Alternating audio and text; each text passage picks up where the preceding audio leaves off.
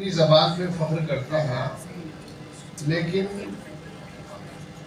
کسی زبان کا عشق میں فنا ہونے کا یہ مطلب نہیں ہے کہ آپ اپنی زبان پہ توجہ نہ دیں.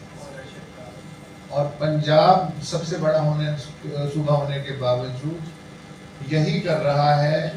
مردم شماری میں جب مردم شماری کی ٹیمیں چھوٹے قصبات میں سینسس کر رہی تھیں تو وہ پوچھتے تھے فارم فل کرتے ہوئے تہاڈی مادری زبان کیڑی ہے، تو آگے سے وہ کہتے تھے ساڈی مادری زبان اردو ہے.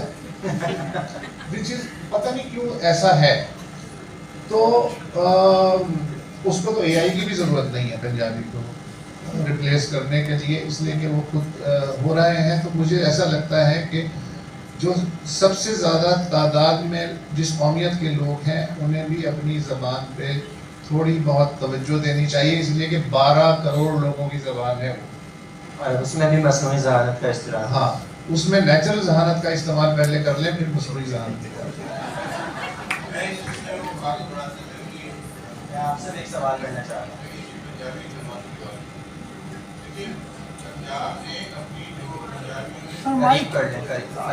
اپنا اسکرپٹ ابنڈن کر دیا. یہ زمانے کی جو تحریکیں ہیں اردو مسلمانوں کی زبان ہے اور ہندی ہندوؤں کی زبان ہے، تو پنجابیوں نے کہا کہ یہ پنجابی سکھوں کی زبان ہے، انہوں نے ترک کر کے اردو اپنا لیا. اور آپ دیکھیے جو پھر اردو جو ہے لاہور جو تھا اردو مرکز بن گیا، شفٹ ہو کے دہلی اور لکھنؤ والے. اور پاکستان کی قومی زبان اردو اسی لیے کہ پنجاب نے اسے قبول کیا ہوا. چلیں اس پہ ہم شیپنگ ٹمارو ود جنریٹنگ